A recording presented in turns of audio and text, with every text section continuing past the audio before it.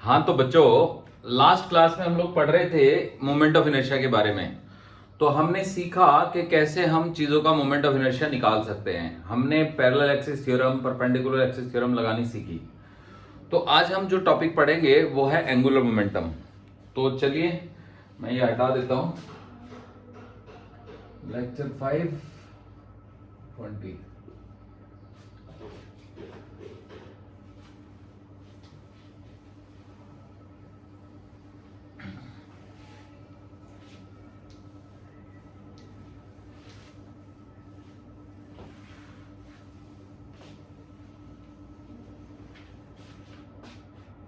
तो देखिए बच्चों, अब हम समझते हैं कि क्या होता है angular momentum.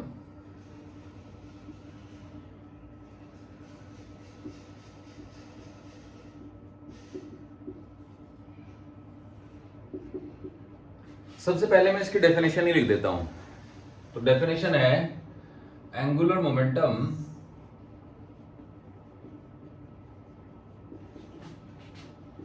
is a physical quantity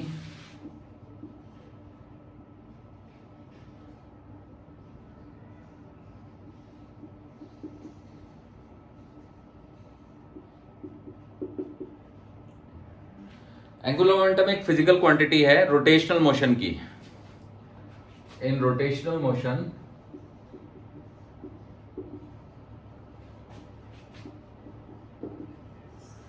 जो एनालॉगस है लीनियर मोमेंटम के in translational motion, which is analogous to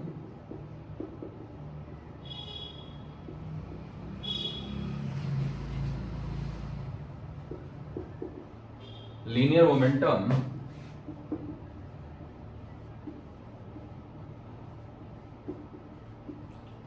in translational motion.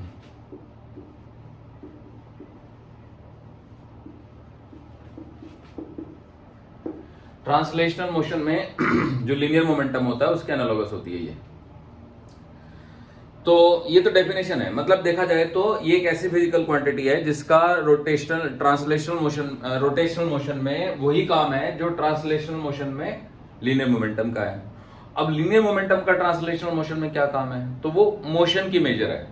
तो दूसरे शब्दों में हम कहें कि angular momentum is the measure of rotational motion of a body.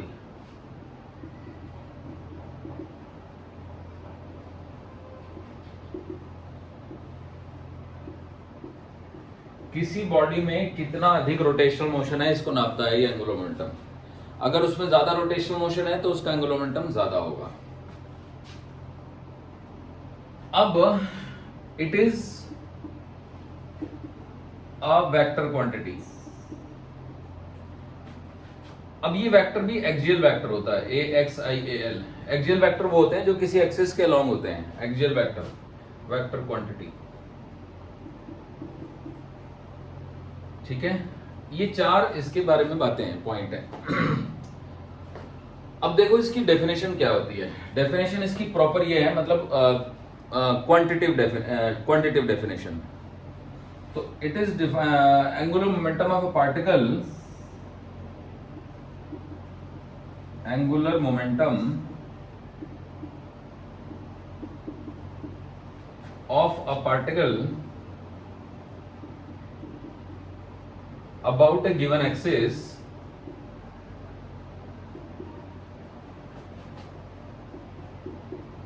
is defined as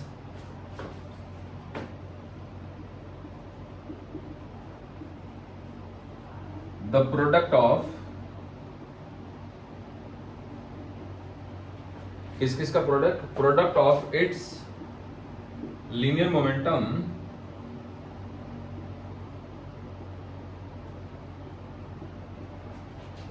with the perpendicular distance of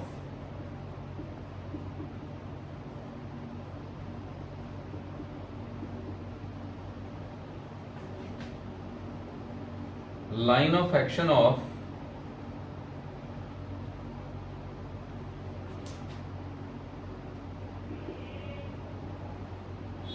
linear momentum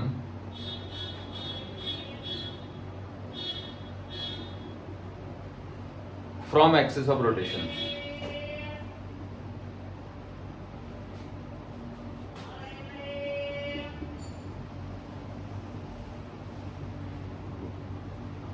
axis of rotation से line of action of linear momentum की जो परपेंडिकुलर डिस्टेंस है उसका product लेना होगा हमें।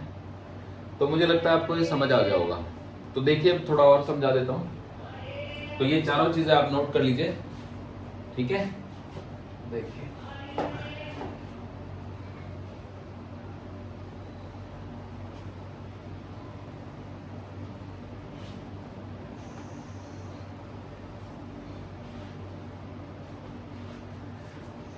देखो बच्चों, जैसे मान लो कि एक पार्टिकल जो है वो स्ट्रेट लाइन में चल रहा है ऐसे, ठीक है, और थोड़ा टेढ़ा चला देते हैं ऐसे, और आप यहां से इसको ऑब्जर्व कर रहे हैं। तो अगर आप यहाँ पे ऑब्जर्वर है, मतलब ये ओरिजिन है, तो यहाँ पे जब पार्टिकल है तो उसका पोजीशन वेक्टर ये है P, यहाँ पे चला गया तो उसका पोजीशन वेक्टर ये हो गया Q।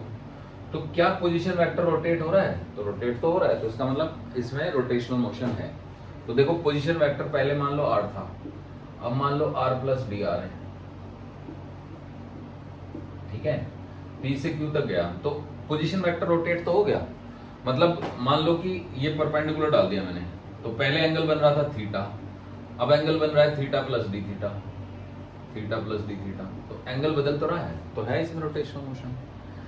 अब मान लो कि हम यहां से ऑब्जर्व करें, तो यहां से अगर हम ऑब्जर्व करेंगे तो P पे यहाँ पे था, Q पे यहाँ पे था, तो कोई एंगल नहीं बदल रहा। तो मान लो O डैश है, तो O डैश के अबाउट कोई एंगुलर मोशन नहीं है पार्टिकल में। तो कहने का मतलब O डैश में और इसमें क्या फर्क है? तो O डैश जो है वो इसी लाइन पे आ रहा है। मतलब अगर ये इसका मोमेंटम है ना P, तो P is the linear momentum, P is the linear momentum, small p से रिप्रेजेंट है, कैपिटल P तो पॉइंट है, स्मॉल p लीनियर मोमेंटम है। तो लीनियर मोमेंटम की जो लाइन ऑफ एक्शन है ना, तो वो उस लाइन ऑफ एक्शन पे जितने भी पॉइंट है उन सब के अबाउट कोई एंगुलर मोमेंटम नहीं है। लेकिन जो पॉइंट इस पे नहीं है, इस लाइन पे, उन पे है।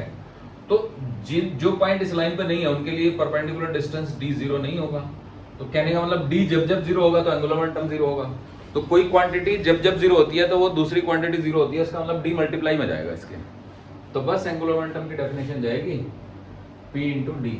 समझ आया बच्चों? तो ये एंगुलर मोमेंटम के लिए सिंबल है, एंगुलर मोमेंटम।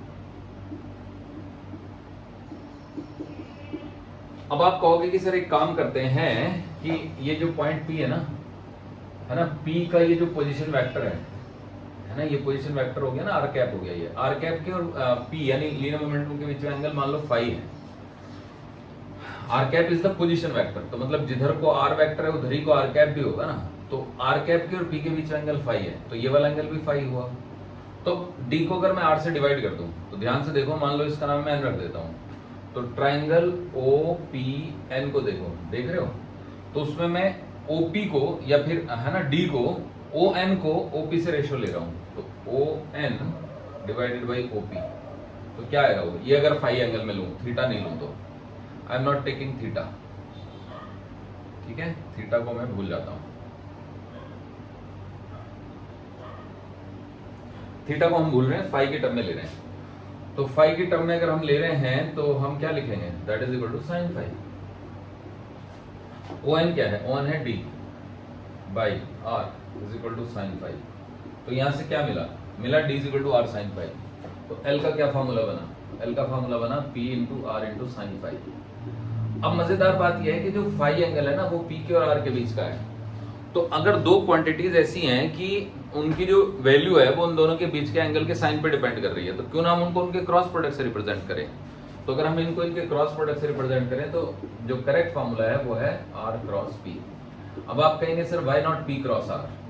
तो देखो L की डायरेक्शन लेने का तरीका यह है कि हम right hand thumb rule use करते हैं। अपनी उंगलियों को इस तरह से घुमाते हैं कि जिस तरह से पार्टिकल चल रहा है, और अंगूठा जिस तरफ जाएगा। तो देखो अगर पार्टिकल की तरफ उंगलियां P की तरफ करें, फिर उसको Q की तरफ लेके जाएं, तो उंगलियां हमारी राइट हैंड की ऐसे घूमेंगी, तो अंगूठा अंदर की तरफ है, तो यहाँ पे एंगुलर मोमेंटम अंदर की तरफ आ गया।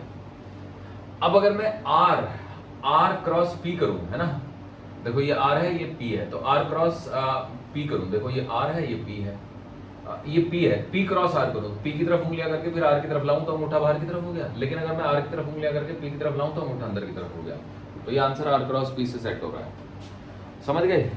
मतलब L की जो दिशा है ना वो या तो जैसे पार्टिकल क्लॉकवाइज घूम रहा है, मतलब यहां से देखेंगे तो हमें अपना जो भी एंगुलर पोजीशन है वो क्लॉकवाइज ही घूम रही है ना। तो अगर कोई भी चीज क्लॉकवाइज घूम रही है तो एंगुलर मोमेंटम अंदर की तरफ है। ये उंगलियां मेरी क्लॉकवाइज घूम रही हैं तो अंगूठा अंदर की तरफ है। तो अगर एंगुलर मोमेंटम अंदर की तरफ है तो अब मैं अगर P क्रॉस R करता हूं तो P क्रॉस R एक वेक्टर आता है जो बाहर की तरफ है, R क्रॉस P अंदर की तरफ आता है। तो मुझे यहाँ पे R क्रॉस P लेना चाहिए, ना कि P क्रॉस R। तो होपफुली आप समझ गए कि ये है एंगुलर मोमेंटम जिसकी वैल्यू है R क्रॉस P। ओके बच्चों, तो अब सपोज करो कि एग्जाम में क्वेश्चन ये पूछता है कि भाई ये बताओ कि एंगुलर मोमेंटम ज्यादा कहां पे है, P पे या Q पे। तो अब आप कहोगे कि सर देखो अगर हमें एंगुलर मोमेंटम निकालना है P पे, है ना, तो इस वेक्टर को मान लो मैं R डैश मान लेता हूं, ठीक है, और इस एंगल को मैं फाई डैश मान लेता हूं। तो फाई डैश छोटा एंगल है।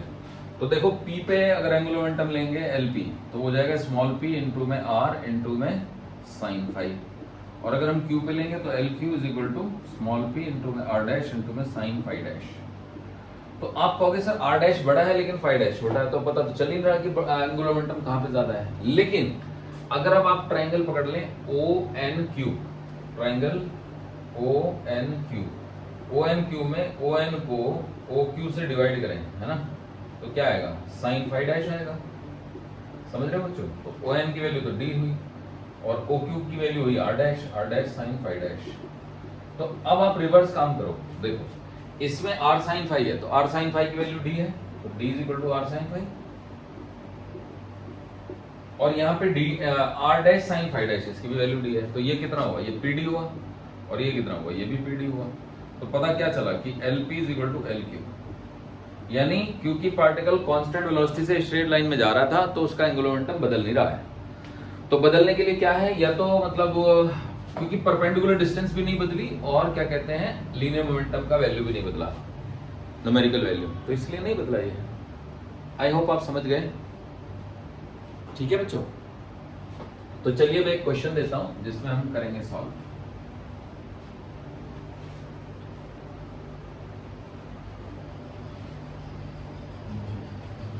तो क्वेश्चन है ये, this is the question. A particle of mass 2 kg is moving with velocity 10 meter per second along a straight line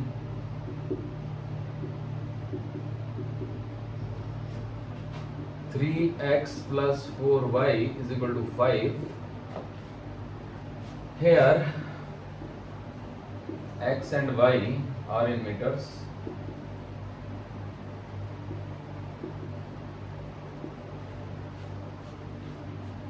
Straight line 3x plus 4y is equal to 5. Here x and y are in meters. Calculate the magnitude of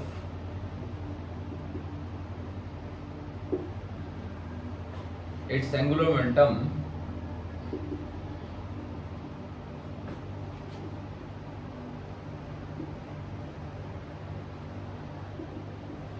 about z axis। z axis के about angular momentum का magnitude बताना है। ठीक है बच्चों, तो देखो हम क्या करते हैं, XY प्लेन बनाते हैं सबसे पहले तो ये हमारा XY प्लेन बन गया। अब देखिए इसमें एज्यूम करो कि पार्टिकल जो है वो ऐसे चल रहा है, 3x plus 4y is equal to 5 को ड्रॉ करना है हमें। So 3x plus 4y is equal to 5। एक डब्बा बना लेते हैं, x और ये y। x को अगर मैं 0 डाल दूं तो y की वैल्यू कितनी आती है, y की वैल्यू आती है 5/4, है ना। एक काम करते हैं, इसको हम बदल देता हूँ, 12 कर देते हैं, otherwise it will become very difficult for us. 3x plus 4y is equal to 12। तो अगर मैं x को 0 डाल देता हूं तो y की वैल्यू 3 आ जाती है, और अगर मैं y को 0 डाल देता हूं तो x की वैल्यू 4 आ जाती है। तो 0 3 और 4 0, 0 3, तो 0 3 यहाँ कहीं होगा बच्चों, और 4 0 यहाँ कहीं होगा। So the line goes from these two points like this. तो पार्टिकल हमारा ऐसे चल रहा है, ठीक है। तो अब ये नहीं पता कि वो किधर से किधर जा रहा है, whether it is going from fourth quadrant to first to second or whether it is going from second to first to fourth, ये हमें नहीं पता। चलो हमें पता करना भी नहीं है, हम क्या करेंगे पता करके, ठीक है। तो मान लो, क्योंकि मैग्नीट्यूड ही तो निकालना है, मान लो कि वो इधर जा रहा है, तो उसका जो लीनियर मोमेंटम है p, मास इनटू वेलोसिटी, तो वो 20 हो गया, 20 kg मीटर पर सेकंड, है ना। अब ध्यान से देखो बच्चों, ये जो पॉइंट है इसके कोऑर्डिनेट है 0,3, इधर लिख देता हूँ, जिसका मतलब साफ है कि ये डिस्टेंस 3 है, 3 मीटर, है ना। क्योंकि x और y मीटर में, तो ये सब मीटर में ही आएंगे। Here x and y are in metres, समझ रहे हो। तो अब एक काम करते हैं, ये वाला एंगल निकालते हैं। तो इस एंगल को मान लो थीटा मान लेते हैं, तो ये तो 4 हो गया, है ना, 4 मीटर है ये। तो अब देखो tan थीटा की वैल्यू कितनी आई, 3/4, सो थीटा आ गया 37 डिग्री। अब ये एंगल अगर 37 डिग्री हो गया ना बच्चों, तो ये वाला एंगल 53 हो गया, तो ये भी 53 हो गया। तो बस अब यहाँ पे तो देखो p भी पता है हमें, लीनियर मोमेंटम, डिस्टेंस भी पता है और एंगल भी पता है। तो L की वैल्यू आ गई आपकी p into R into sine phi, है ना। p है 20, r है 3 और साइन फाई है साइन 53, है ना। साइन 53 की वैल्यू आपको पता ही होगी 4/5 होती है, तो 60 इंटू 4/5, 5 से कट गया 12, 12 इंटू 4, 48 kg मीटर स्क्वायर पर सेकेंड, है ना, ये आ गया। So this is how we can calculate the angular momentum. अब हमारे पास एक और तरीका है, मान लो कि पार्टिकल इधर ना जाके इधर जा रहा हो, क्योंकि हमें तो मैग्नीट्यूड ही ढूंढना है ना। तो मान लो पार्टिकल इधर जा रहा है और उसका मतलब वो लीनियर मोमेंटम की तो 20 ही है, kg मीटर पर सेकेंड। तो अब अगर मैं इस पॉइंट के लिए लगाऊं, मतलब देखो तो जैसे कि ये मान लो A हो गया, ये B हो गया, तो B के लिए लगा लूं, है ना, O के अबाउट निकालना हमको। तो अगर मैं B के अबाउट निकालूं तो फिर से क्या आ जाएगा, L, ये आ जाएगा आपका डिस्टेंस है 4 और वैल्यू है P, तो P into R dash into में साइन फाई डैश, है ना, थीटा कर लो, साइन थीटा, ये फाई है, समझ रहे हो ना बच्चों। तो phi is 53 and theta is 37। So P is 20, R is 4 and sin theta sin 37, समझ रहे हो बच्चों। ये तो 80 हो गया, sin 37 होता है हमारा 3/5, तो 5 से काट देंगे तो ये 16 आ जाएगा, तो 16 इंटू 3 करेंगे तो फिर से 48 आ जाएगा। समझ आया, मतलब आंसर तो वही आना है। इसके अलावा एक और तरीका भी है मेरे पास, देखो तीसरा मेथड। तीसरा मेथड बनाने के लिए मैं डायग्राम को दोबारा बना देता हूं। देखो बच्चों, मेथड 3, तो वही वो पॉइंट तो पता ही है हमें, ऐसे जा रहा है। अब हम यहां से एक परपेंडिकुलर डाल देते हैं, तो हमें परपेंडिकुलर की वैल्यू नहीं पता, तो उसको मैं d लिख देता हूं। ये 3 है, ये 4 है ना, ये पता है, तो ये भी निकाल सकते हैं, तो ये 5 है ना बच्चों। तो अब इस ट्रायंगल का एरिया निकाल लेते हैं। तो अगर मैं इस ट्रायंगल को घुमा के रख दूं तो 5 बेस हो जाएगा और d हाइट हो जाएगी, तो 1/2 इंटू में 5 इंटू में d, है ना। या फिर अगर मैं वैसे ही देखूं तो ये बेस है, ये हाइट है, तो 1/2 इंटू में 3 इंटू में 4, है ना।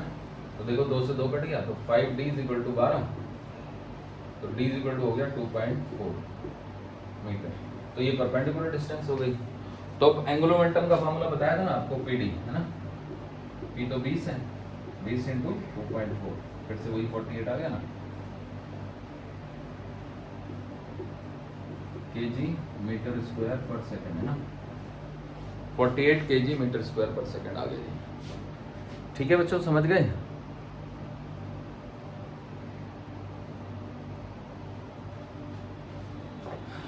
तो चलिए, इस तरीके से आपको एंगुलर मोमेंटम निकालना आ गया होगा। अब हम बात करते हैं कि अगर एक पार्टिकल सर्कल में घूम रहा हो तो उसका एंगुलर मोमेंटम कैसे निकलेगा। तो देखिए अगर एक पार्टिकल सर्कल में घूम रहा है तो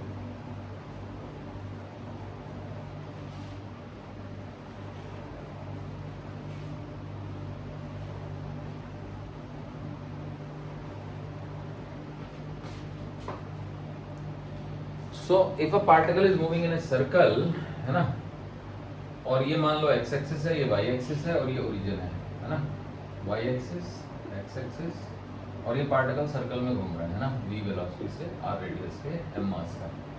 तो z एक्सिस के अबाउट इसका एंगुलर मोमेंटम कितना आएगा? तो angular momentum about z axis है ना। तो देखो कोई मुश्किल नहीं है, आसानी से निकल जाएगा। ठीक है बच्चों, निकाल लेते हैं। तो क्योंकि अब जब भी ये चलेगा तो इसकी जो वेलोसिटी है ना वो परपेंडिकुलरली रहने वाली है रेडियस के। तो L का फॉर्मूला आ जाएगा m इंटू में v इंटू में r इंटू में साइन 90, क्योंकि जो mv है ना और r जो है वो हमेशा ही परपेंडिकुलर रहने वाले हैं। mv is always perpendicular to r, है ना।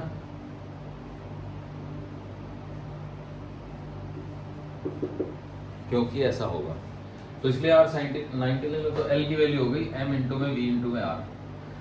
L की वैल्यू m इंटू में v को हम r ओमेगा लिख सकते हैं, r ओमेगा इंटू में r, समझे बच्चों। तो L की वैल्यू हो गई m इंटू में r स्क्वायर इंटू में ओमेगा, ऐसे भी लिख सकते हैं। अब ये तो हुआ एक पार्टिकल। अब मान लो एक बॉडी घूम रही है पूरी, है ना। तो अगर बॉडी घूम रही होगी तो फिर क्या करेंगे? तो ध्यान दीजिएगा, मान लीजिएगा कि ये बॉडी है जो घूम रही है ऐसे, है ना, ये इसकी एक्सिस ऑफ रोटेशन है ऐसे। तो ये एक पार्टिकल है जिसका मास m1 है और ये r1 डिस्टेंस पे है और ये ऐसे ऐसे घूम रहा है, समझे बच्चों। ये दूसरा पार्टिकल है जिसका मास m2 है और ये डिस्टेंस r2 है, तो ये r2 डिस्टेंस पे ऐसे ऐसे घूम रहा है। ये एक तीसरा पार्टिकल है जिसका मास mn है और ये डिस्टेंस rn है और ये rn डिस्टेंस पे ऐसे ऐसे घूम रहा है ना। तो अब अगर आपको एंगुलर मोमेंटम लिखना है तो एक तो हो जाएगा m1 इंटू में r1 square into omega plus m2 into में r2 स्क्वायर इंटू में ओमेगा, ऐसे dot dot dot plus mn into में rn स्क्वायर इंटू में ओमेगा। तो L की वैल्यू हो जाएगी m1 r1 square plus m2 r2 square, है ना, plus dot dot dot mn into में rn स्क्वायर इंटू ओमेगा। तो यहाँ से L की वैल्यू हो जाएगी summation mi into ri square, i goes from 1 to n bracket into omega. ये तो i बन गया ना आपका, तो L is equal to i into omega. तो ये हमारे एंगुलर मोमेंटम का फॉर्मूला आ गया बच्चों बॉडी के लिए। तो ये तो बड़ा मजेदार है क्योंकि ये एनालॉगस हो गया ना। किससे एनालॉगस हो गया? जैसे लीनियर मोमेंटम होता है मास इनटू वेलोसिटी, वैसे एंगुलर मोमेंटम हो गया momentum inertia into angular velocity. तो angular momentum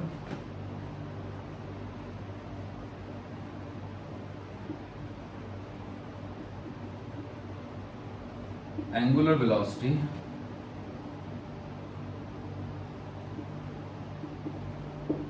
moment of inertia.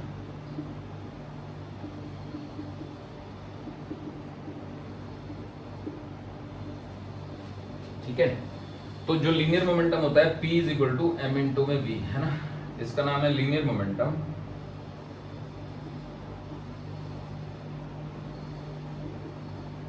मास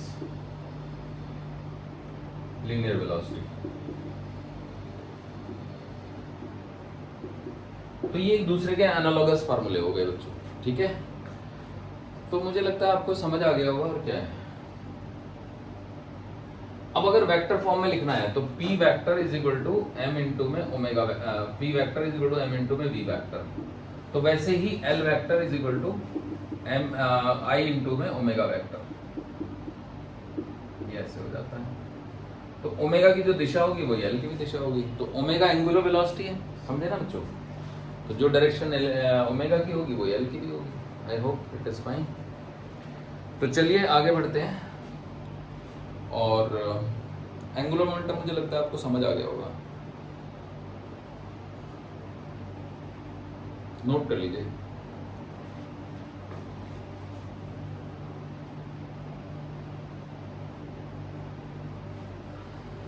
अब हम बात करेंगे बच्चों टॉर्क की। देखो टॉर्क, टॉर्क क्या होता है?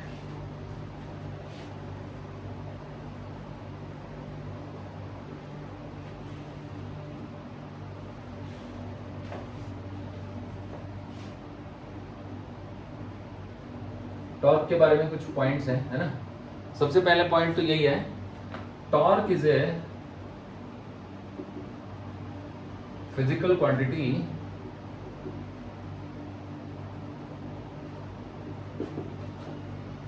in rotational motion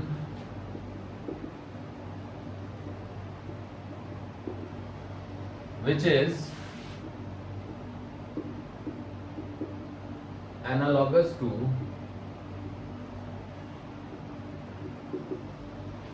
analogous to force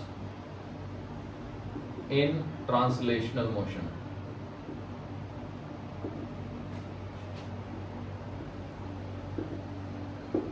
मतलब टॉर्क एक फिजिकल क्वांटिटी है जो रोटेशनल मोशन की है, जिसका रोटेशनल मोशन में वही काम है जो ट्रांसलेशनल मोशन में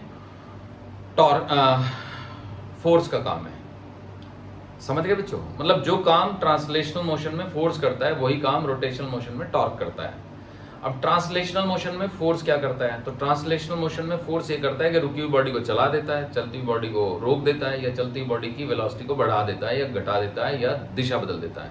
तो यहाँ पे भी टॉर्क जो है वो किसी रुकी हुई बॉडी को घुमा देगा, घूमती हुई बॉडी की एंगुलर वेलोसिटी को बढ़ा सकता है, घटा सकता है, उसकी दिशा बदल सकता है। समझ गए? ऐसे करके हो गया। उसके बाद और लिख देते हैं इसके बारे में। तो टॉर्क इज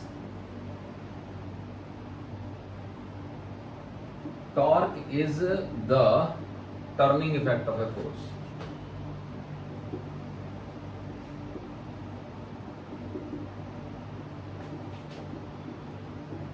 टॉर्क किसी फोर्स का टर्निंग इफेक्ट है। मतलब जैसे हम किसी बॉडी पे फोर्स लगा रहे हैं तो वो फोर्स दो काम कर सकता है, तो उसको चला सकता है, घुमा सकता है। तो उस फोर्स का घुमाने वाला जो इफेक्ट है उसका नाम टॉर्क है। समझे बच्चों? अगर हमने किसी बॉडी पे फोर्स लगा दिया उसके सेंटर पे ही, तो वो बॉडी घूमेगी नहीं। जैसे मान लो यही है, तो इस पे अगर मैं यहाँ पे फोर्स लगाऊं बीचों बीच, तो ये घूमेगी नहीं बॉडी, है ना। देख रहे हो? मान लो मैं ऐसे फोर्स लगाऊं, ये तो ऐसे भी आ रहा है, नीचे को भी गिर रही है। तो अगर मैं ऐसे फोर्स लगा के चलूँ, है ना, ऐसे, तो ये सीधी सीधी जा रही है। यहाँ पे फोर्स लगाऊं तो घूम भी रही है। समझ रहे हैं बच्चों? देख रहे हैं? ऐसे घूम जाती है। यहाँ पे लगाता हूँ तो सीधी चलती है। तो टर्निंग इफेक्ट इस मतलब फोर्स लगाने से दो इफेक्ट आ जाते हैं, चलना और ट्रांसलेट होना, चलना और घूमना। समझ गए? तो किसी भी फोर्स में एक घुमाने वाला इफेक्ट भी है, तो उसका जो घुमाने वाला इफेक्ट है उसका नाम टॉर्क है। आगे देखिए, ये भी एक एक्सियल वेक्टर है। Torque is also an axial vector. अब एक्सियल वेक्टर वो होते हैं जो एक्सिस ऑफ रोटेशन के अलोंग होते हैं, ठीक है। तो टॉर्क जो है वो एक्सिस ऑफ रोटेशन के अलोंग होता है और वो एक एक्सियल वेक्टर होता है, ठीक है। आगे बढ़ते हैं। लास्ट पॉइंट ये है कि torque of a force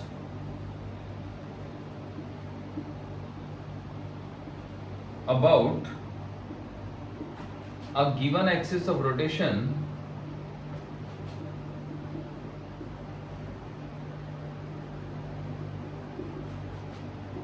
may be defined as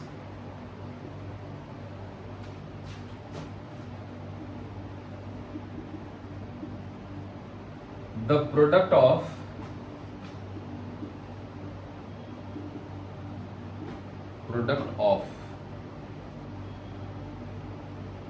force to the perpendicular distance of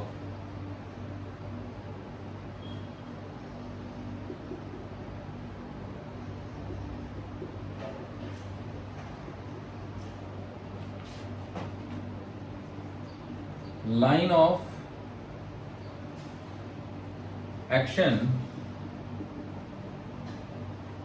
action of force, product of force to the perpendicular distance of line of action of force from axis of rotation।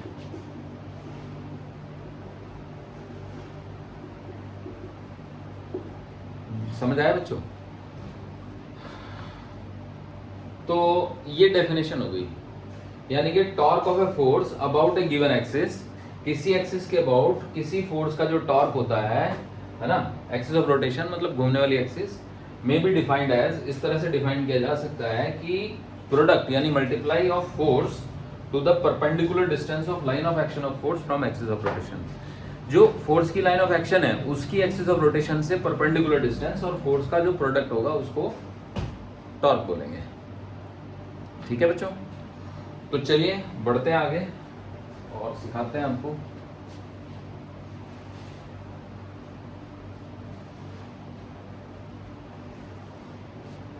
तो देखो, suppose करें कि ये कोई मतलब object है, तो object मैंने एक रॉड ही ले ली है ना। तो ये रॉड है और ये रॉड जो है ना यहाँ पे मतलब एक फ्रिक्शनलेस टेबल पे पड़ी हुई है और उसके अंदर ये कील गड़ी हुई है, नेल है ना, कील गाड़ दी हमने इसके अंदर। अच्छा, कील ऐसी है कि ये घूम सकती है इस कील के अबाउट, है ना, तो इसको पिवट बोल सकते हैं, पिवटेड। मतलब जैसे कब्जे होते हैं ना दरवाजे के, तो दरवाजे के कब्जे कुछ ऐसे होते हैं कि वो घूम सकता है ना दरवाजा उसके अबाउट, तो कुछ कुछ ऐसी हमने यहाँ पे एक नेल गाड़ दी है ना। और वो नेल जो है वो इस तरह से है कि उस नेल के बाहर एक रिंग है बड़ी सी या फिर सिलेंडर है, तो वो सिलेंडर जो है वो इस रॉड से चिपका हुआ है और नेल सिलेंडर के बीच में है और वो सिलेंडर घूम सकता है। मतलब it is free to rotate about this point. Free nail है मतलब एक तरीके से, ठीक है। छेद बड़ा कर दो तो फ्री हो जाएगा ना। बस यहाँ पे नेल का जो बाहर का पार्ट है वो थोड़ा बड़ा हो गया ताकि ये इससे बाहर नहीं निकल सकती। अब अगर मैं यहाँ पे एक ऐसे फोर्स लगाऊं तो क्या रॉड घूमेगी? द आंसर इज नो, नहीं घूमेगी। लेकिन अगर मैं ऐसे फोर्स लगाऊं ऐसे, तो ये फिर घुमाने का पूरा इफेक्ट दे देगा। कील काटने से ये फिक्स हो गया कि भैया ये घूमेगी इसी के अबाउट, तो यही एक्सिस ऑफ रोटेशन बनेगी। कील इज एक्सिस ऑफ रोटेशन, है ना। जब आप एक रॉड लेंगे, रॉड में बड़ा सा छेद करेंगे और उसमें एक कील गाड़ देंगे, कील छोटी सी रहेगी बट उसका जो ढक्कन है ना ऊपर का वो बड़ा सा रहेगा ताकि वो निकल ना सके। फ्रिक्शनलेस टेबल पे रख देंगे, फिर इस पे अगर फोर्स लगाएंगे तो रॉड घूम जाएगी, इसमें क्या दिक्कत है। तो कुल मिला के हमने देखा कि अगर फोर्स ऐसे हम लगा रहे हैं कोई टर्निंग इफेक्ट नहीं है। क्यों? क्योंकि फोर्स की लाइन ऑफ एक्शन इसी पॉइंट ओ से गुजर रही है, देख रहे हैं आप। तो फोर्स की लाइन ऑफ एक्शन इसी पॉइंट ओ से गुजर रही है। अगर हम फोर्स ऐसे लगा रहे हैं तो मैक्सिमम टर्निंग इफेक्ट है। दरवाजे पर भी तो आप फोर्स ऐसे ही लगाते हो ना, दरवाजे के परपेंडिकुलर। लेकिन अगर आप फोर्स ऐसे लगा दो बाई चांस, है ना, तो भी टर्निंग इफेक्ट तो आ ही जाएगा, ठीक है। और इस लाइन को आप पीछे खींच लो, तो देखो यहां से आप अगर एक परपेंडिकुलर डालते हो, मान लो ये n हो गया, तो इस डिस्टेंस का नाम d है। तो अगर मैं इसको घुमाते घुमाते फोर्स को ऐसा कर दूं कि d जीरो हो जाए तो टॉर्क जीरो हो गया, d जीरो ना हो तो टॉर्क जीरो नहीं है। समझ गए बच्चों? तो इस पॉइंट का एक पोजीशन वेक्टर बना जिसका नाम आप रख सकते हो r वेक्टर, है ना। r वेक्टर के और f के बीच का एंगल आप फाई ले सकते हो, ठीक है। अगर ये एंगल फाई होगा तो फिर ये भी फाई होगा, तो इस पॉइंट को आप a बोल सकते हो। तो ट्राइंगल OAN में, ट्राइंगल OAN में आप कह सकते हो कि देखो जो ON है उसको अगर आप डिवाइड करो OA से तो आएगा साइन फाई, है ना। तो ON तो क्या है? d is equal to r sine phi. But जैसे कि मैं कह रहा था कि टॉर्क के लिए हम एक सिंबल लेते हैं बच्चों, ऐसे टाउ, मतलब सीधी लाइन बनाएंगे और उसमें ये T जैसा बना देंगे। तो टाउ इसका सिंबल है, जैसे अल्फा बीटा गामा होते हैं तो वैसे टाउ होता है। तो tau is equal to FD। जैसे कि मैंने बताया कि जब जब d जीरो होगा तब तब टॉर्क जीरो होगा, बिल्कुल वैसे ही है जैसे एंगुलर मोमेंटम था। तो d की जगह r sin फाई डाल दो, तो tau is equal to f into r into sine phi. अब जाहिर सी बात है कि ये भी एक्सिस ऑफ रोटेशन के अलोंग है, तो एक्सिस ऑफ रोटेशन तो बाहर की तरफ है। तो अगर अब या तो टॉर्क ऐसे होगा या ऐसे होगा, तो आप देखो r की तरफ उंगलियां करो। अगर इसकी घूमने की टेंडेंसी में देखो तो घूमने की टेंडेंसी कुछ ऐसी है ना कि जैसे ये थीटा है, तो अगले स्टेज में रॉड ऐसे हो जाएगी ना घूम के, अगले स्टेज में तो रॉड ऐसे हो जाएगी ना बच्चों। तो घूमने की टेंडेंसी तो इस तरह से है कि थीटा प्लस डी थीटा, यानी बढ़ जा रहा है एंगल, है ना। तो ये एंटी क्लॉकवाइज घूम रहा है, तो जो टॉर्क है वो उसको एंटी क्लॉकवाइज घुमा रहा है। तो अगर मैं अपनी उंगलियों को एंटी क्लॉकवाइज घुमाऊं, देख रहे हो उंगलियों को, तो अंगूठा बाहर की तरफ आ गया। तो इस केस में जो टॉर्क है वो बाहर की तरफ है। तो अब अगर मैं f का और r का क्रॉस प्रोडक्ट लूं, क्योंकि r तो इस दिशा में है बच्चों, r कहती है, तो f वेक्टर ये है। तो f का और r का अगर मैं क्रॉस प्रोडक्ट लूं तो f उधर की तरफ, r इधर की तरफ, तो अंगूठा अंदर की तरफ चला गया। तो इसका मतलब टॉर्क की दिशा और क्रॉस r की दिशा उल्टी हो गई। लेकिन अगर मैं आर्क और एफ का प्रोडक्ट लूँ तो फिर वो बाहर की तरफ आ गया। तो कुल मिला के टॉर्क का वेक्टर फार्मूला जो है वो आर क्रॉस एफ होगा। तो आप कहोगे सर ये तो बहुत ही बढ़िया है। तो अब याद रखने वाली बात क्या है? याद रखने वाली बात यह है कि एल का फार्मूला आर क्रॉस पी है ना, टॉर्क का फार्मूला आपका आर क्रॉस एफ है। लेकिन इसी तरह के और फार्मूले भी पढ़े थे हमने, जैसे वी का तो वो ओमेगा क्रॉस आर था, और ए टेंजेंशियल का तो वो था ओमेगा क्रॉस अल्फा। तो आप याद करो अल्फा क्रॉस आर। तो ये दो फार्मूले सर्कुलर मोशन के थे। तो सर्कुलर मोशन के जो फार्मूले थे ना, सर्कुलर मोशन के, उनमें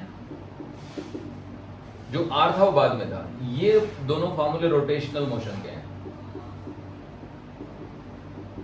रोटेशनल मोशन। अब आप कहोगे सर दोनों में फर्क क्या होता है? तो सर्कुलर मोशन कहते हैं जब एक पार्टिकल सर्कल में घूमता है। रोटेशनल मोशन में बॉडी होती है, उसमें लाखों करोड़ों अरबों खरबों पार्टिकल होते हैं, वो घूमते तो सर्कल में ही है वो भी सब, लेकिन वो बॉडी का पूरा मोशन होता है ओवरऑल, वो डिफाइंड होता है सेंटर ऑफ मास से। तो सर्कुलर मोशन के फॉर्मूले में v is equal to omega cross R होता है, tangential acceleration is equal to alpha cross R होता है। रोटेशनल मोशन के फॉर्मूले में l is equal to R cross P होता है, tau is equal to R cross F होता है। तो मैंने यहीं पे लिख दिया तो आप भूलोगे नहीं, ठीक है, नोट कर लीजिए।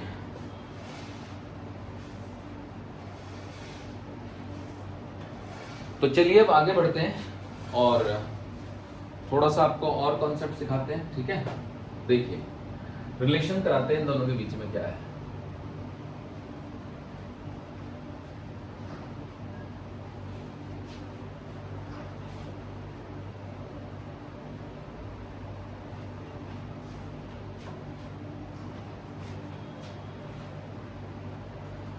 देखो बच्चों, रिलेशन बिटवीन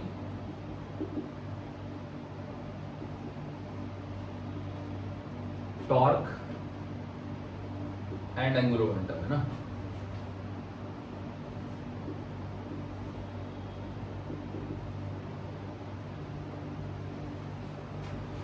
तो अब जैसे कि आपको पता ही है कि L की वैल्यू है आर क्रॉस पी, तो क्यों ना हम इसको डिफरेंशिएट ही कर दें टाइम के रेस्पेक्ट में। तो dl by D T is equal to D by D T of R cross P, D by D T है ना। अब यहां पे हमें लगाना पड़ेगा प्रोडक्ट रूल, तो ये हो जाएगा D R by D T cross P plus R cross D P by D T है ना। अब ध्यान से देखो, D R by D T जो है ना वो वेलोसिटी होती है, वेलोसिटी क्रॉस पी जो है वो m इंटू में वेलोसिटी होता है, प्लस आर क्रॉस एफ। समझ रहे हो बच्चों? m को बाहर निकाल दो तो m आ गया बाहर, तो ये हो गया v cross v plus R cross F. R cross F क्या है? आर क्रॉस एफ तो टाउ है। v क्रॉस v क्या है? v क्रॉस v 0 है। समझ गए ना बच्चों? तो यहां से पता चला कि dl by D T is equal to tau. तो बात समझ में आ गई कि एंगुलर मोमेंटम का रेट ऑफ चेंज ही टॉर्क है। अब हमें तो ये भी पता था कि जो फोर्स होता है वो D P by D T होता है, यानी लीनियर मोमेंटम का जो रेट ऑफ चेंज है वो फोर्स होता है। ये तो न्यूटन का सेकंड लॉ है, Newton second law.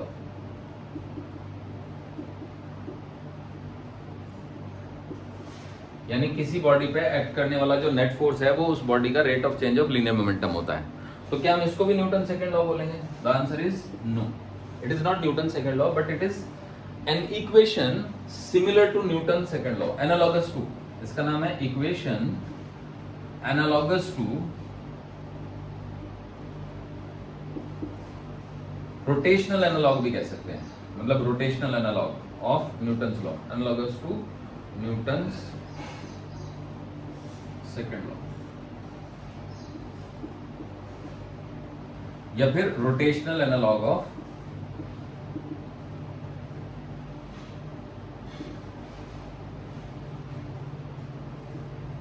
Newton second law.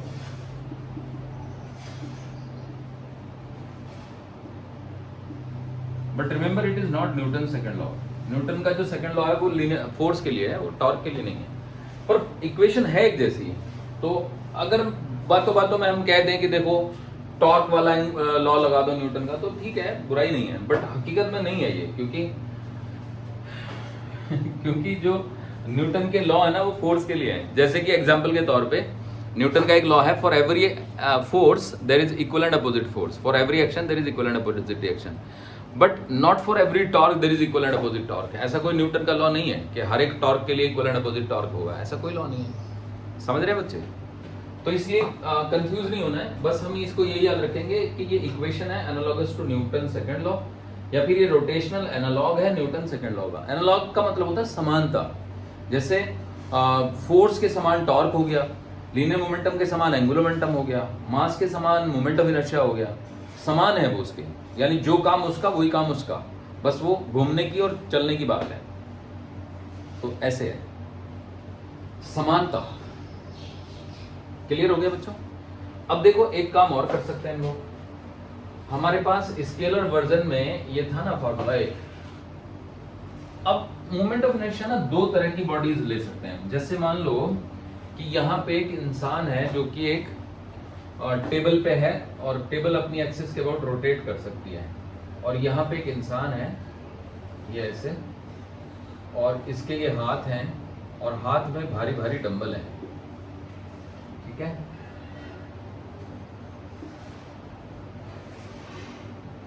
भारी भारी डंबल है इस हाथ में, और ये मान लो घूम रहा है।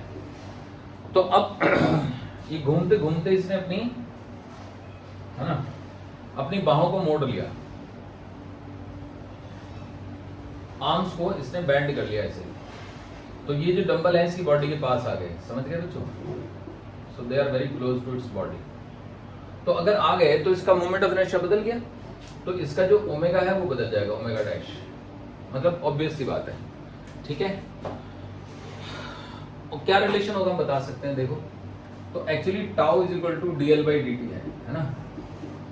तो क्योंकि टॉर्क तो कोई लगा नहीं, no external torque, if there is no external torque it means tau is equal to 0, it means dl by dt is equal to 0, it means L is equal to constant, L as a vector is constant। अब L क्या होता है? I omega. Scalar version में देख लेते हैं, तो I into omega must be equal to I dash into omega dash. तो अब क्या है ना कि पहले जो मासेस थे वो दूर थे, तो इसका मोमेंट ऑफ इनर्शिया I था, now it is I dash. I dash is definitely less than I, क्योंकि I is summation of mr square, तो मोमेंट ऑफ इनर्शिया घट गया, तो इसका मतलब I डैश जो है वो छोटा है I से, इसका मतलब स्पष्ट है कि जो ओमेगा डैश है वो बड़ा है ओमेगा से, तो ये तेज तेज घूमने लगेगा। समझ गए बच्चों? तो बिना टॉर्क लगाए ओमेगा बदल गया। ये कब बदल गया? ये तब बदल गया जब मोमेंट ऑफ इनर्शिया बदल गया। तो अगर मान लो कि हम किसी बॉडी को ले लें, जैसे कि हम ले लें एक डिस्क जो घूम रही है, तो डिस्क जो है वो रिजिड बॉडी हो गई, मतलब पत्थर की बनी हुई डिस्क है या लकड़ी की या लोहे की, उसके मॉलिक्यूल के बीच का सेपरेशन नहीं बदल रहा है, तो परफेक्टली रिजिड नहीं है, लेकिन उसकी शेप नहीं बदलती घूमते समय। इंसान तो फ्लेक्सिबल है ना, अपने हाथों को बेंड कर लेगा, इसमें क्या है। या फिर एक गुब्बारा है, तो गुब्बारे के अंदर पानी है, तो गुब्बारे को फेंक दो तो उसकी शेप बदल सकती है, इंसान अपनी शेप बदल सकता है। तो दो तरह की चीजें हो सकती हैं, एक ऐसी जिनका मोमेंट ऑफ इनर्शिया बदल जाए, एक ऐसी जिनका ना बदले। तो यहां पे मैंने आपको ये समझा दिया। अच्छा, इसको हम कहते हैं law of conservation of angular momentum, law of conservation of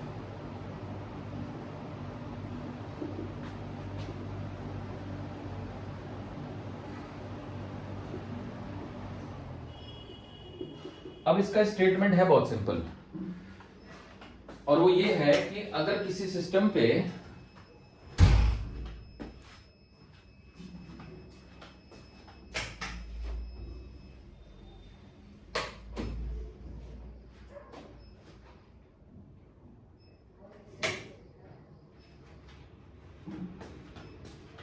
तो देखो बच्चों लॉ क्या कहता है?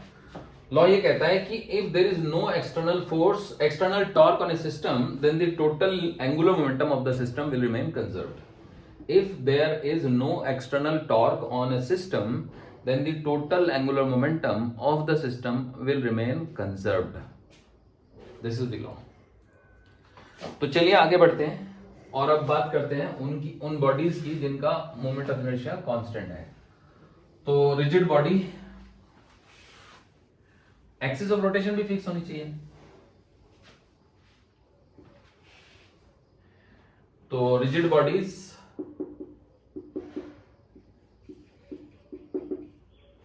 Having fixed axis of rotation. तो एक रिजिड बॉडी है जिसकी एक्सिस ऑफ रोटेशन फिक्स्ड है ना, तो उसका मोमेंट ऑफ इनर्शिया भी फिक्स रहेगा। The value of moment of inertia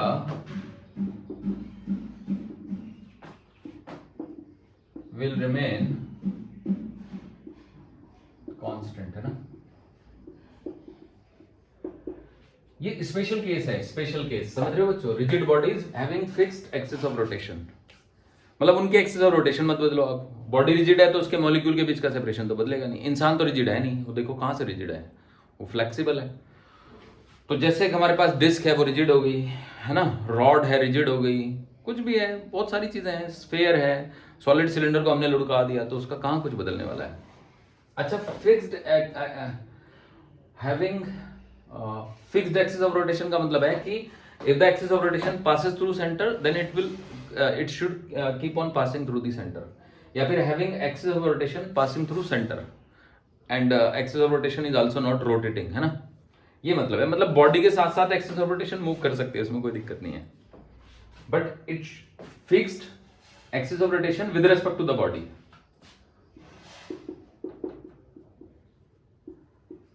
body के फ्रेम में एक्सिस ऑफ रोटेशन फिक्स है, मतलब what I am trying to tell you कि अगर मान लो ये एक सॉलिड सिलेंडर यहाँ पे लुढ़कता हुआ जा रहा है, तो आप कहोगे कि सर जब ये यहाँ होगा तो इसकी एक्सिस ऑफ रोटेशन यहाँ होगी, जब ये यहाँ पहुंच जाएगा तो एक्सिस ऑफ रोटेशन यहाँ हो जाएगी, but with respect to body तो एक्सिस ऑफ रोटेशन फिक्स है ना, तो इसलिए ये इसमें चलेगा, इसमें कोई दिक्कत नहीं है, समझे बच्चों। सॉलिड सिलेंडर इंक्लाइन प्लेन पे लुढ़क रहा है, तो सिलेंडर हम साइड से देख रहे हैं तो हमें एक सर्कल सा दिख रहा है, तो ये आगे बढ़ता हुआ जा रहा है, तो इसकी एक्सिस ऑफ रोटेशन इसके खुद के सेंटर ऑफ मास से गुजरने वाली एक्सिस है, इसकी ज्योमेट्रिकल एक्सिस। सिलेंडर आगे बढ़ रहा है तो एक्सिस ऑफ रोटेशन भी आगे बढ़ रही है, but with respect to body तो फिक्स है ना एक्सिस ऑफ रोटेशन, समझे। With respect to centre of mass fix होनी चाहिए एक्सिस ऑफ रोटेशन, क्लियर है। तो अब देखो ऐसी सिचुएशन में क्या होगा, तो ऐसी सिचुएशन में हो जाएगा आपका L is equal to I into omega भी था ना बच्चों, तो I को तो मैंने फिक्स ही कर दिया, तो D L by D T is equal to D by D T of I into omega, तो I we can take out because of it is constant, so d omega by dt, but d omega by dt is alpha, so I into alpha, but dl by dt is tau, so tau is equal to I into में alpha। आप कहोगे मजे आ गए sir, F is equal to m में निकल आया, तो it is very similar to F is equal to m है, तो ये टॉर्क हो गया, है ना, टॉर्क, और ये आपका एंगुलर एक्सेलरेशन हो गया।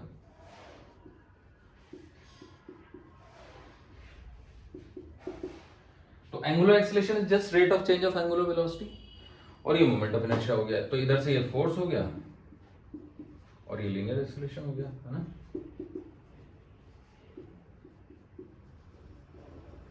तो ये किस तरह का फॉर्मूला हो गया, ये बिल्कुल वैसे हो गया जैसे F is equal to mass into acceleration, torque is equal to moment of inertia into angular acceleration, तो एनालॉगस फॉर्मूले कहते हैं इनको। तो ये बिल्कुल एक को याद कर लो तो दूसरा अपने आप याद हो जाता है, ठीक है बच्चों। तो होपफुली आपको यहां तक समझ आ गया। तो चलिए अब कुछ क्वेश्चंस करते हैं टॉर्क के ऊपर बेस्ड, ठीक है। अब टॉर्क के ऊपर दो तरह के क्वेश्चन बनते हैं, एक तो ये कि जिसमें बॉडी घूम रही हो, एक वो जिसमें बॉडी घूम ना रही हो। तो जो नहीं घूम रही होती उसको इक्विलिब्रियम क्वेश्चन कहते हैं। तो क्वेश्चंस इक्विलिब्रियम क्वेश्चंस करेंगे अब हम पहले, ठीक है।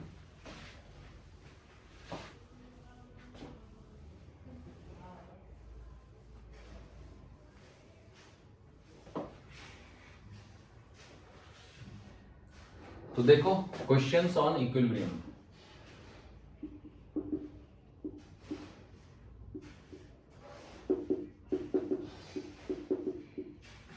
इक्विलिब्रियम के ऊपर आधारित क्वेश्चंस, ठीक है। तो सबसे पहले सबसे आसान क्वेश्चन है ना,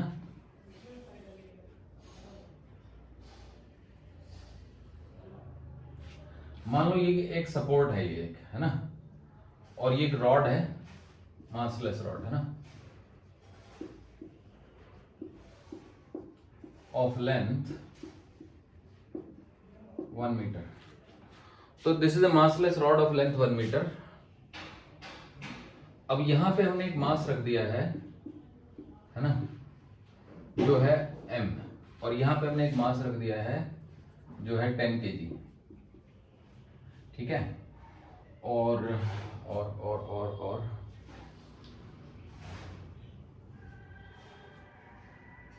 तो हमें m की वैल्यू बतानी है ताकि जो हमारी रॉड है वो इक्विलिब्रियम में रहे। ठीक है, ये डिस्टेंस हमको दे रखी है 20 centimetre. Find the value of m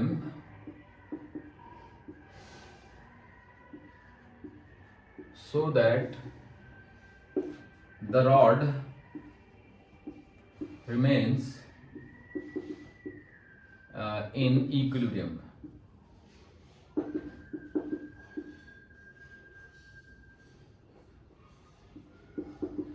अब रिमेन्स इन इक्विलिब्रियम का क्या मतलब है? तो रिमेन्स इन इक्विलिब्रियम का मतलब है ये ना तो क्लॉकवाइज घूमे ना एंटी क्लॉकवाइज घूमे, बस जहां है वहीं टिकी रहे, समझे? घूमने की टेंडेंसी ना हो। तो अब देखिए ये सपोर्ट है, इसको आप नाइफ एज भी कहते हैं, ठीक है ना।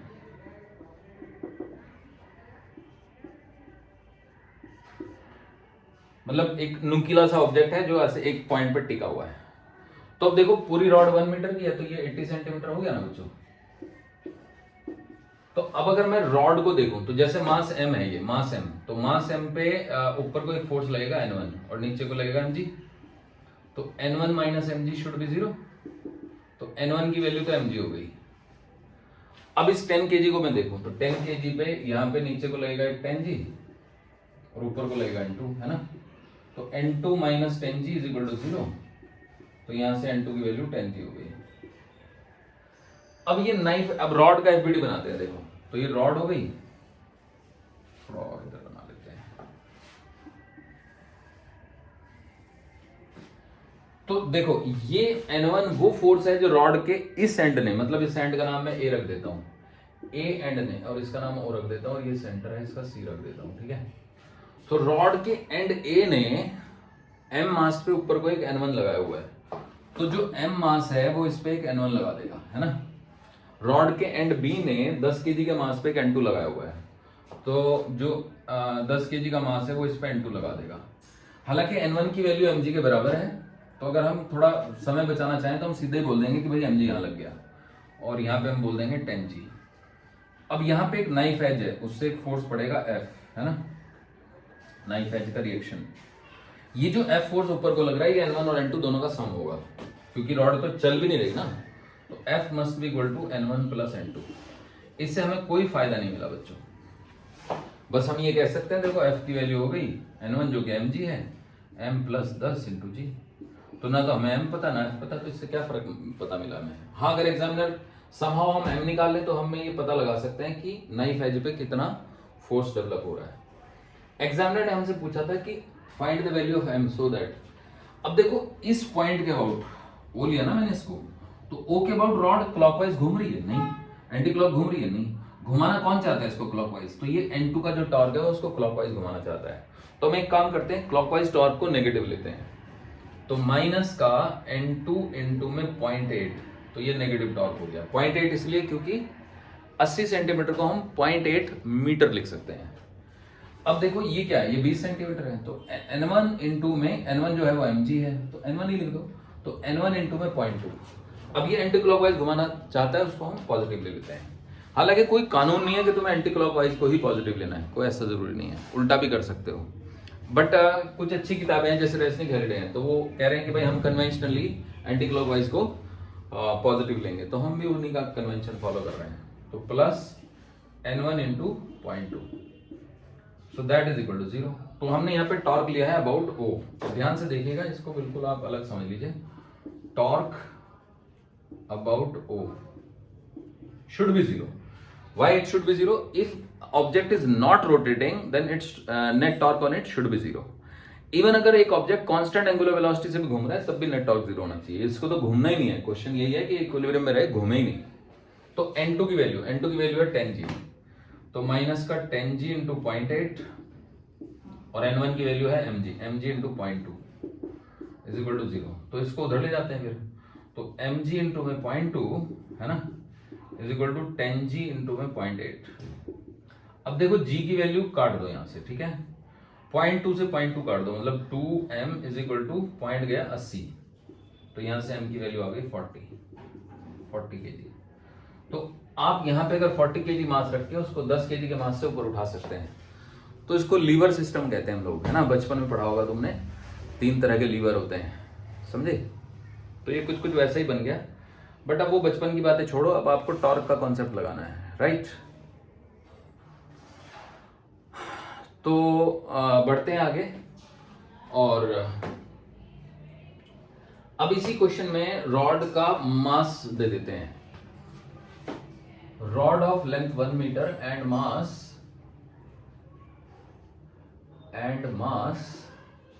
6 kg। मान लो रॉड का भी मास 6 kg है। अब क्या करेंगे, तो ध्यान से देखो, रॉड का मास अगर 6 kg है तो इसके सेंटर पे एक फोर्स डेवलप हो जाएगी, है ना, जो कि कुछ ऐसे आप शो कर सकते हैं। मान लो ये O है, तो O को मैं थोड़ा ठीक से दिखा दूं, ये सेंटर हो गया जी, है ना, क्योंकि ये 20 सेंटीमीटर है ना, तो दिखना भी तो चाहिए 20, और ये 30 सेंटीमीटर हो गया, क्योंकि रॉड तो पूरी 1 मीटर की है ना, तो O पॉइंट से सेंटर जो है वो 30 सेंटीमीटर दूर होगा, तो यहाँ पे एक 6G का फोर्स और आ जाएगा। अब जब ये 6G का फोर्स आएगा तो 6G तो इसको क्लॉकवाइज ही घुमाना चाह रहा है ना, तो क्लॉकवाइज मतलब नेगेटिव, तो एक नेगेटिव फोर्स और आ गया, है ना, तो एक नेगेटिव टॉर्क और आ जाएगा। तो ये पूरा इक्वेशन हमें दोबारा से लिखना पड़ेगा। Torque about O should be 0, है ना,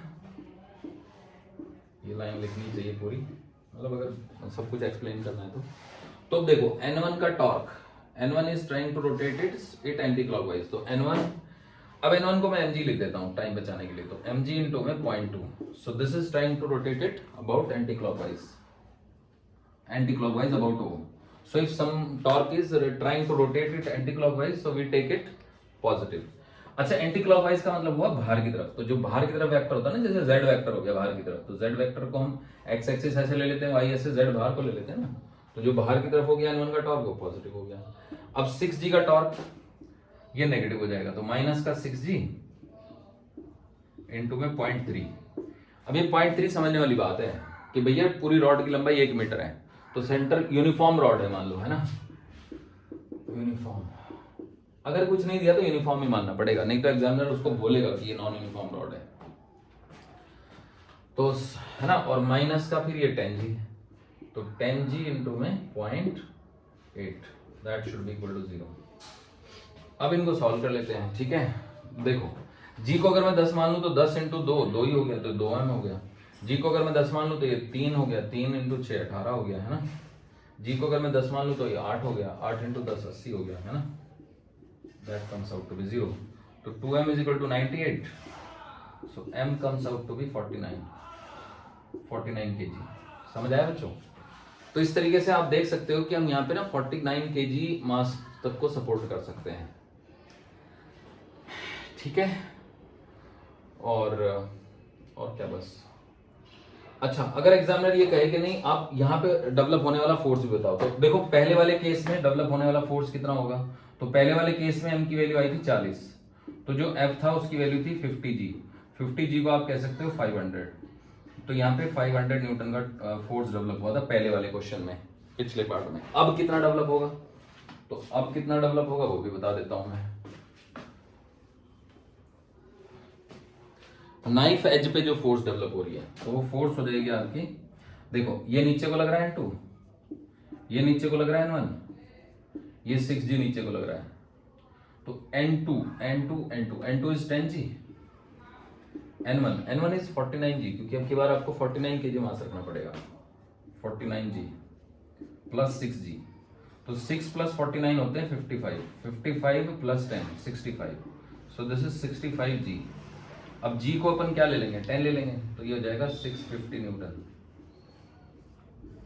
समझ आया बच्चों? तो इस तरीके से आप जान लो कि आज मैंने आपको एंगुलर मोमेंटम और टॉर्क का बेसिक कॉन्सेप्ट एक्सप्लेन कर दिया। तो आप अगर मतलब एक्चुअली क्या है कि इसमें 4 ही कॉन्सेप्ट होते हैं इस चैप्टर में, जिसका नाम रोटेशनल मोशन है।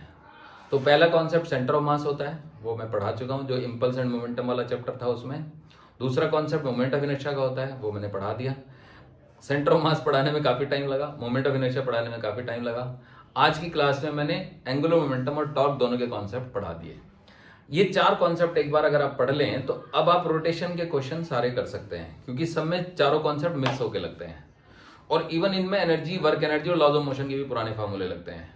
तो कोई बच्चे कहते हैं कि सर जो रोटेशनल मोशन है बड़ा टफ चैप्टर है। वो टफ नहीं है, वो इसलिए टफ लगता है क्योंकि उसमें पिछले कॉन्सेप्ट भी लगते हैं। तो जिन बच्चों ने पिछले कॉन्सेप्ट नहीं पढ़े हुए उनको टफ लगता है, टफ नहीं है। समझे बच्चों? चलिए आज की क्लास हम समाप्त करते हैं, नेक्स्ट क्लास में आगे पढ़ाया जाएगा।